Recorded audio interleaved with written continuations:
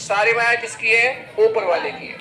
तो जिस व्यक्ति ने ये बात कही थी उसने बिल्कुल सही कही थी, माया सारी ऊपर वाले की है। बट हमने क्या समझ लिया कि ऊपर कोई ईश्वर, भगवान, परमात्मा, खुदा, गॉड, अल्लाह बैठा है, उसकी माया है।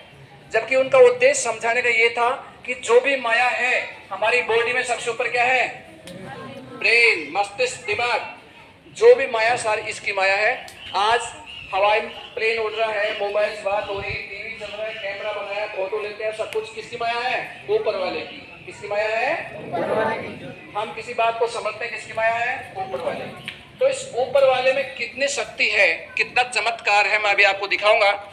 हर व्यक्ति अपने आप में एक सुपर पावर रखता है, बट हमें पता नहीं है। आपने सुना होगा कि हनुमान जी को भी पता नहीं था अपनी शक्ति का। जब उसे एहसास कराया गया तो उसने क्या कारनामा किया आप सबके सामने, है ना। तो आप सभी के दिमाग में एक सुपर पावर छुपी हुई है, और कितने सुपर पावर है मैं आपको अभी एहसास कराता हूँ। अपन एक प्रयोग करेंगे। अच्छा, मैं आपसे कहूँ कि 1 घंटे की पढ़ाई को मुश्किल से 15 मिनट में याद किया जा सकता है, तो ये बात कितने बच्चों के गले उतरती है? हाथ खड़ा करें। किसी के नहीं उतरती। 1 घंटे की पढ़ाई को 10 मिनट में याद नहीं कर सकते, ऐसा मानते ना आप?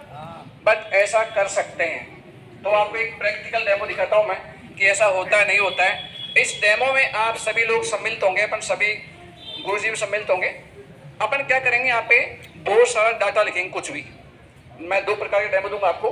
पहले संख्यात्मक डेमो देता हूं मैं। अपने मन से 2-2 अंकों में, जैसे माना कि मैंने लिखा 22, इस प्रकार से कोई भी संख्या बोल सकते हैं आप। 89, 42, 71, 91, कुछ भी। हाथ खड़ा करेंगे, क्योंकि शब्द एक साथ बोलेंगे तो थोड़ी आवाज होगी। हाथ खड़ा करें, फिर वो बोले कि सर मेरा अंक ये है ना। एक प्रयोग करेंगे कि दिमाग में कितनी सुपर पावर छुपी हुई है, बट आपको पता ही नहीं है। तो कोई बहन और भैया कोई भी हाथ खड़ा करें, बोले कोई भी संख्या बोले आप अपने मन से। इस बोर्ड को भरना अपन को, बोले कोई भी। हाँ बोले बेटा। 88। इस बहन ने बोला 88। ये कोई जरूर नहीं कि सेम डिजिट हो, कुछ बोल सकते हो ना। 91, 23, कुछ भी, 01, कुछ भी हो सकता है संख्या ना। जो आपको अच्छा लगे वो बोल सकते हो। आगे नेक्स्ट 91। तो देखिए इन्होंने लिखा 91, ठीक है ना। नेक्स्ट कोई डिजिट बोले 32। इस बहन ने बोला 32। ओके, ये 32 हो गया साहब, ठीक है। आगे बोले 59। ओके, इन्होंने बोला 59। इस भैया ने 59 बोला। ओके, नेक्स्ट कोई डिजिट 72। ओके, ये हो गया आपका 72 हो गया, ठीक है। और बोले 96। ये आपका हो गया 96। ध्यान रखिएगा, ये संख्याएं मैं आपसे इसलिए पूछ रहा हूं, अगर मैं मेरे मन से लिखता तो इसका मतलब ये होता कि मुझे पहले से याद थी, वही संख्या लिख ली और वही याद करके बता दी।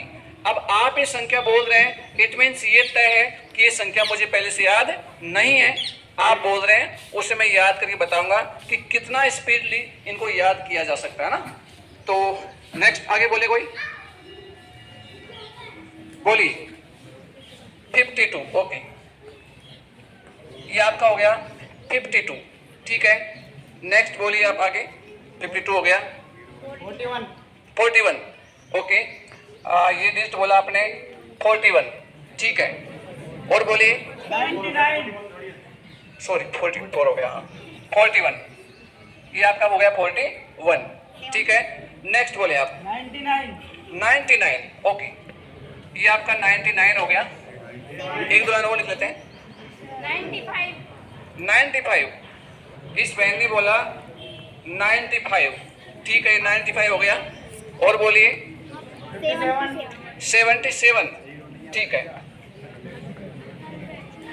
ये 77 हो गया, ठीक है। और बोलिए 100, ठीक है, ये हो गया आपका 100, ये 100 हो गया।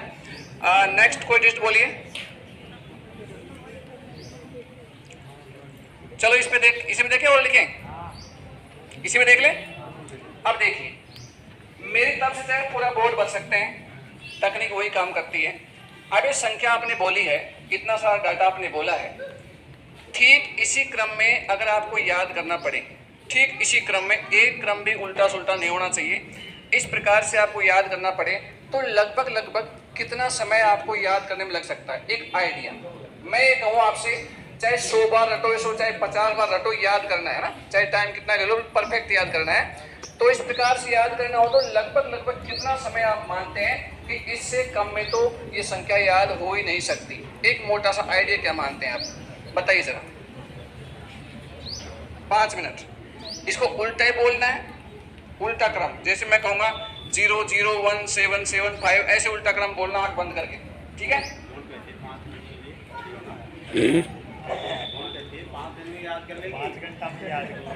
उसके बाद बेटा मैं ऐसे पूछूंगा कि 96 से पहले क्या है, 32 के बाद में क्या है, 99 से पहले क्या है, उल्टा क्रम बोलो, सीधा क्रम बोलो। किसी भी एंगल से मैं पूछ सकता हूँ। तो ठीक इसी प्रकार याद करना पड़े तो लगभग कितना समय आप मानते हैं, ये मैं आपसे पूछ रहा हूँ। क्या बोला बहन ने? यानी बहुत सारा समय लग सकता है, ये मानते हैं आप लोग? बहुत समय लग सकता है। और फिर भी अगर बाई चांस आपने याद कर भी लिया 2-5 घंटे में, और मैं 10 दिन बाद आपको रास्ते में मिल गया और मैंने पूछा कि बताओ उस दिन 7वें स्थान पे कौन सा डिजिट था, बोल सर उस दिन भूल गए थे, ये होगा ना। लेकिन वैज्ञानिक कहते हैं अगर आपको सही पद्धति सिखा दी जाए तो किसी भी चीज को एक बार पढ़ते ही याद किया जा सकता है। इस संख्या को मैं एक बार पढ़ूंगा और एक बार पढ़ते में याद कर दूंगा। और ऐसा भी नहीं है कि मैं एक बार पढ़ूं। अगर आप कहें कि अब पढ़ो मत हो, हम तो जब मानेंगे हम बोल के सुनाएंगे और आप केवल सुनो और सुन के याद करो, तो शायद मुझे अपनी टेक्निक पे पूरा भरोसा है, मैं एक बार सुन के भी इसको याद कर सकता हूँ। अब आप मुझे बताइए कि इसको सुन के याद करूँ या फिर मैं इसको पढ़ के याद करूँ, कठिन टेस्ट कौन सा मानते हैं आप लोग? हाँ जी, सुन के कठिन टेस्ट। मुझे पता है कि आप सुन के करवाने वाले हो, कि जब टेस्ट लेना ही है तो क्यों ना फिर कठिन टेस्ट लिया जाए। तो कोई भी भैया बहन खड़े हो जाएं, इसको बोलें धीरे धीरे, मैं एक बार सुनता हूँ मेरे माइंड में, कोई बोल दे।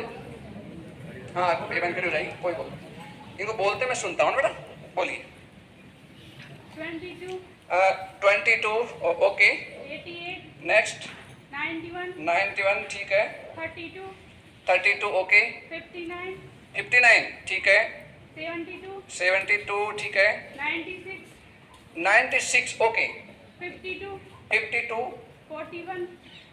52 के बाद में आपने बोला 41 ओके, 99 95 77 ओके ओके, खत्म हो गया।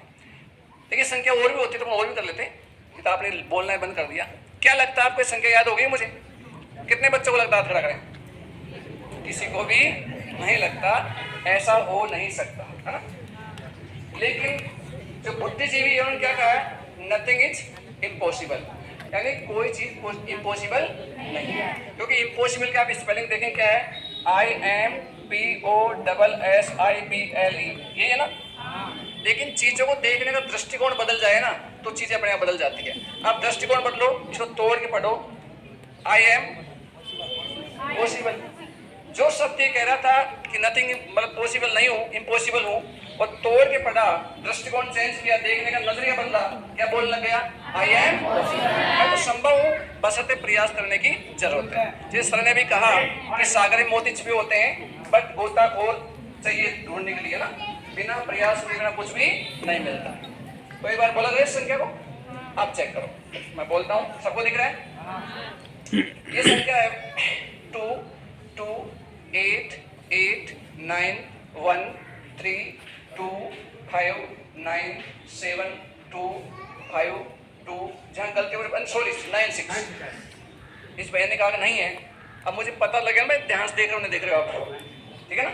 9 6 और इसके बाद में लगा 5 2 4 1 9 9 9 5 7 7 1 0 0।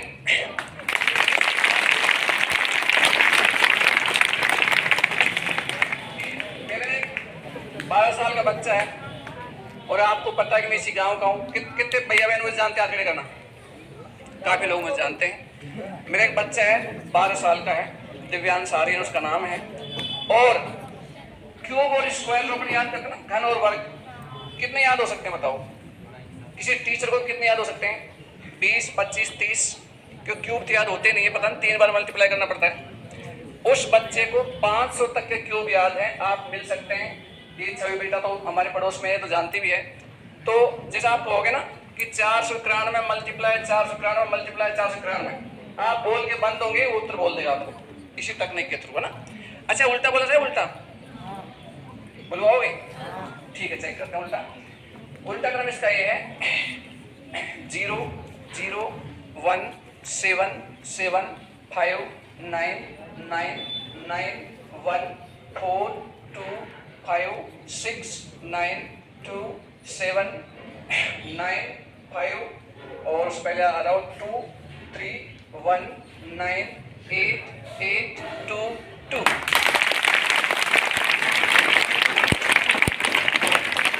अच्छा आप ऐसा पूछ सकते हैं कि किस संख्या के पहले क्या है और किस संख्या के बाद में क्या है। कोई एग्जांपल ले बीच में से, कोई संख्या बोले बीच में से, कोई संख्या।